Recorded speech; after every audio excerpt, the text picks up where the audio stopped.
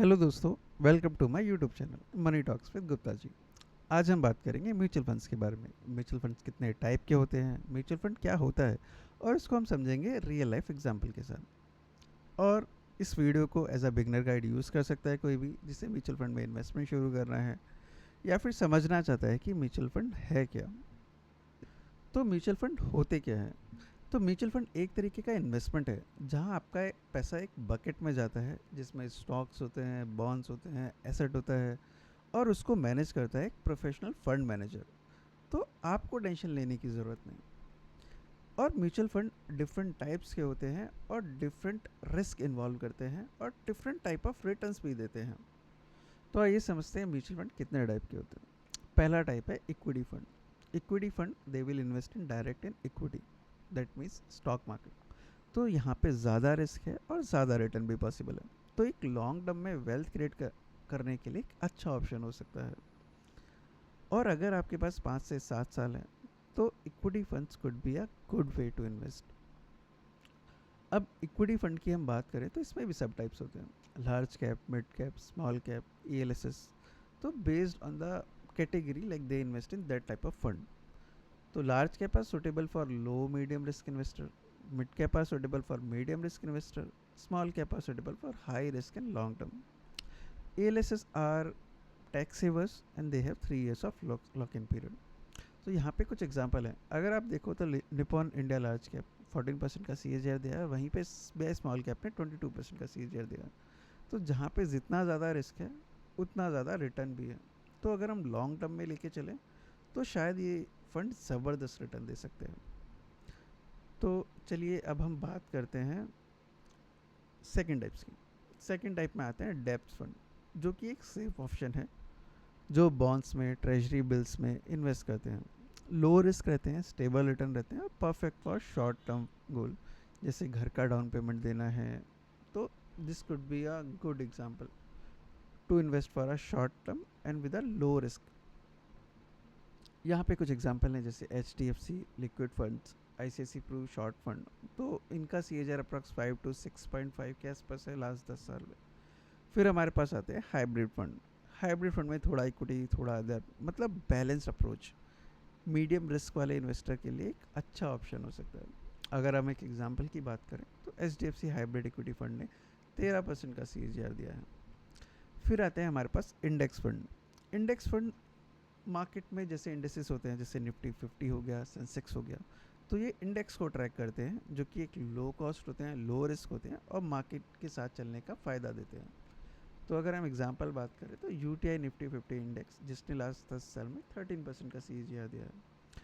फिर हमारे पास आते हैं इंटरनेशनल फंड्स, जो कि हमको लाइक दुनिया भर की मार्केट्स में इन्वेस्ट करने का मौका देते हैं। तो one of the example is Motilal Oswal Nasdaq, जो कि US इक्विटी में इन्वेस्ट करने का मौका देता है। And this is suitable to diversify your portfolio. अभी आपको लग रहा होगा ये CAGR क्या होता है। चलो CAGR समझते हैं एक एग्जांपल से। CAGR stands for compounded annual growth rate and it shows कि आपका average annual growth for investment कितना था अगर हम कंपाउंडिंग को फैक्टर लेते हैं। तो इसका फार्मूला होता है like ending value divide by beginning value, और उसकी पावर रहती है 1 divide by number of years. और ये जो वैल्यू आता है उसमें से -1 करते हैं और into 100 to get the percentage. तो अगर एक एग्जांपल से समझे तो फर्स्ट ईयर में अगर किसी का इन्वेस्टमेंट 10,000 था, सेकंड ईयर में 11,000 और थर्ड ईयर में 13,000, और इसका अगर CAGR निकालना चाहिए तो 13,000 डिवाइड बाई 10,000 की power 1/3 -1 and it comes out to be 9.13%। So ये एक एग्जांपल है कैसे आप CAGR कैलकुलेट कर सकते हो, और CAGR हेल्प करता है अपने को फंड चूज़ करने में।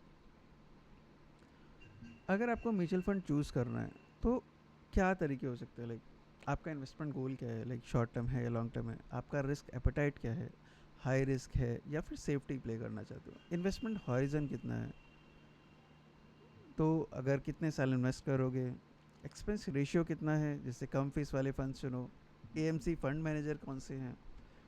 तो टिप ये है like high CAGR funds like small cap और sectoral funds can be volatile, so balance them with the stable option like डेप्थ और इंडेक्स फंड। अब म्यूचुअल फंड में कुछ गलतियां हैं जो हमको अवॉइड करनी चाहिए। हमें खाली हाई रिटर्न्स वाले म्यूचुअल फंड के पीछे नहीं भागना चाहिए।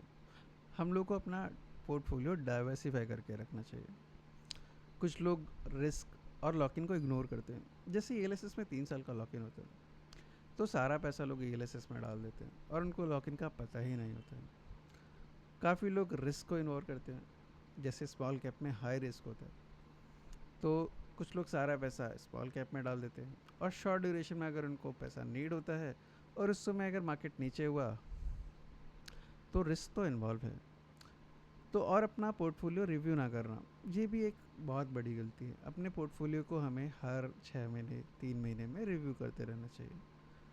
और डाइवर्सिफाई नहीं करना, जैसे मैंने बोला कि एक ही फंड में पैसा डाल दिया और बैठे हैं कि भाई डाइवर्सिफाई नहीं किए, हाई रिस्क लेके बैठे हुए। स्मार्ट इन्वेस्टिंग के लिए रिसर्च और डिसिप्लिन बहुत ज़्यादा ज़रूरी है। तो म्यूचुअल फंड हर किसी के लिए कुछ ना कुछ देता है। जैसे किसी को ग्रोथ चेस करनी है, किसी को स्टेबिलिटी चाहिए, किसी को टैक्स बचाना है, तो mutual fund offer something for everyone. अपने को CAGR यूज़ करना चाहिए to compare performance, but always research and diversify. हम लोग मनी कंट्रोल और Tickertape like multiple apps available है जहाँ पे म्यूचुअल फंड्स को कंपेयर कर सकते हैं और इन्वेस्ट कर सकते हैं। अगर ये वीडियो आपको अच्छी लगी तो लाइक करें, शेयर करें, सब्सक्राइब करें और अपने दोस्तों के साथ शेयर करें। हम लोग next video SIP versus lump sum which is better ये लेके आएंगे आप लोगों के लिए। So follow for more financial tips. Thank you.